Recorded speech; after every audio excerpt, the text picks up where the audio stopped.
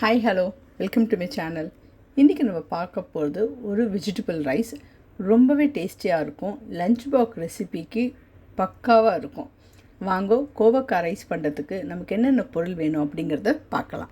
இப்போ இதை பண்ணுறதுக்கு ஒரு அகலமான கனமான கடாய் ஒன்று எடுத்துக்கலாம். அதில் 4-5 ஸ்பூன் நல்லெண்ணெயை விட்டு எண்ணெய் நன்னா சூடானதுக்கப்புறம் இதில் கடுகு சேர்க்க போகிறோம். கடுகு வெடிக்க ஆரம்பித்ததுக்கப்புறம் உளுத்தம்பருப்பு, கொஞ்சம் தாராளமாக பெருங்காயத்தை சேர்த்து நல்லா வறுத்துக்கலாம். பருப்போட கலர் நல்லா செவக்க ஆரம்பிக்கும் போது நான் ஏற்கனவே ஸ்டீம் பண்ணி எடுத்து வச்சுருக்கிற கோவக்காவை இதில் சேர்த்துட்டு கூடவே ஒரு 1/2 ஸ்பூன் மஞ்சள் பொடியை சேர்த்து இதை நல்லா மிக்ஸ் பண்ணுங்க. கோவக்காய் மஞ்சள் பொடியும் ஒன்று போல் நல்லா சேர்ந்ததுக்கப்புறம் ஒரு 1-1.5 ஸ்பூன் உப்பு சேர்த்துக்கலாம். உப்பு நம்ம திருப்பி சேர்த்துப்போம். குக் பண்ண ரைஸை சேர்த்ததுக்கப்புறம் சேர்த்துக்க போகிறோம்.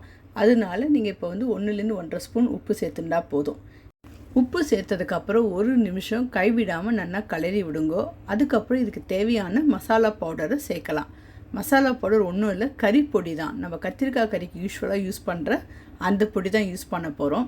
அதுக்கு கடலைப்பருப்பு 2 ஸ்பூன், தனியா 2 ஸ்பூன், உளுத்தம்பருப்பு 2 ஸ்பூன், காஞ்ச மிளகா 8-10 சேர்த்துண்டு இதெல்லாம் நல்லா அடுப்பை மீடியம் லோ ஃப்ளேமில் வச்சு நல்லா வறுக்க போகிறோம். எண்ணெய்லாம் விடாமல் தான் வறுக்க போகிறோம்.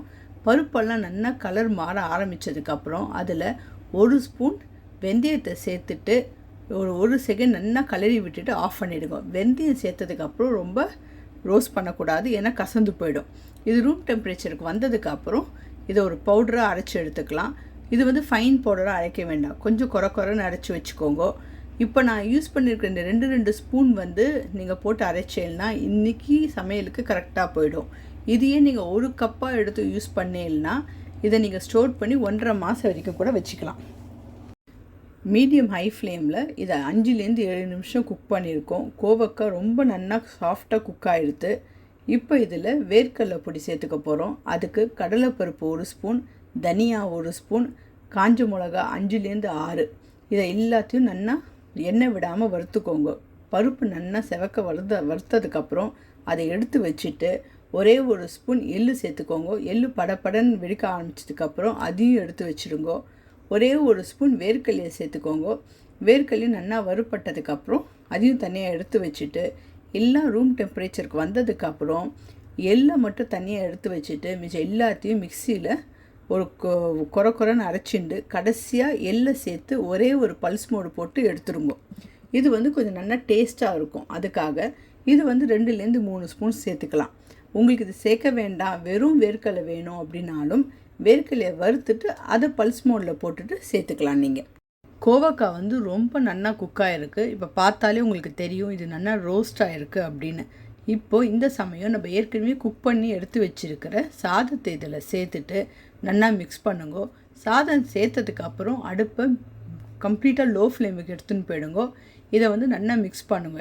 குக் பண்ண ரைஸ் தான், பட் நீங்கள் கைவிடாமல் நல்லா கலருங்க. 1-2 நிமிஷம் நல்லா கலரி இல்லை ஒன்று போல் நல்லா சேரட்டும். அதுக்கப்புறம் இதை நீங்கள் 5-7 நிமிஷம் நல்லா குக் பண்ணுங்க. லஞ்ச் பாக்ஸ் கொடுக்க போகிறீங்க அப்படின்னா கண்டிப்பாக 5-7 மினிட்ஸ் குக்கிங் டைம் கொடுங்க.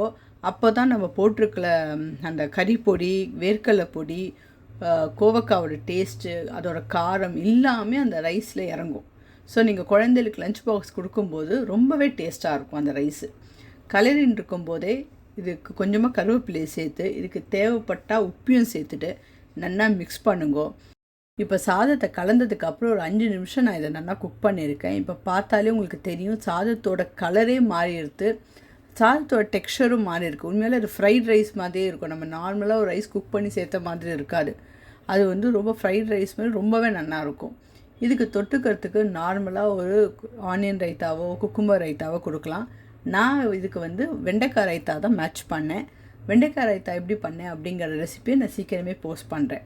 இந்த ரெசிபி உங்களுக்கு பிடிச்சிருக்கோன்னு நினைக்கிறேன். இது பிடிச்சிருந்தா இதை கண்டிப்பாக ட்ரை பண்ணி பாருங்கோ. இதோட ஸ்டெப் பை ஸ்டெப் ரெசிபி என்னோடய வெப்சைட்டில் போட்டிருக்கேன், அதையும் செக் பண்ணுங்க. தேங்க்யூ.